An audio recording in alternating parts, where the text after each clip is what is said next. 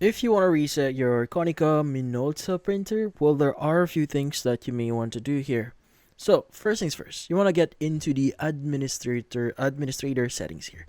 So, on the printer's touchscreen, you want to tap menu, then you want to go to utility, then administrator settings.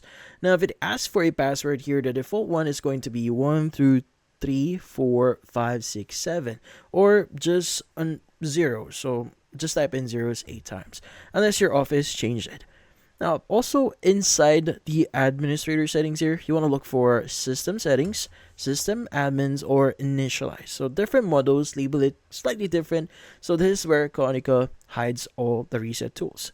Now, you want to find options like initialize all, restore all settings, factory reset, something like that. So choosing this will reset everything back to factory settings, now including network settings, user data, and custom configurations.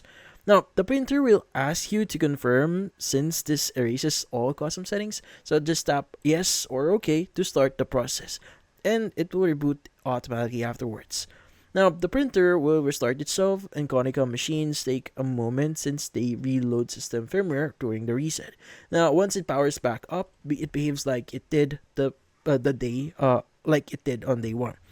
Now, after the reset, you'll need to set up Wi-Fi, enter its settings, administrator's password, scan to email or scan to PC, printing drivers and on computers. So if you use it on in an office, your IT team may need to provide server info again. And some models allow a quick reset using the keypad. So you want to turn your printer off, then you want to hold the stop and 0 button, turn your printer on while holding these two buttons, and release when menu appears. This opens a service reset menu, which varies depending on the model. But that's about it.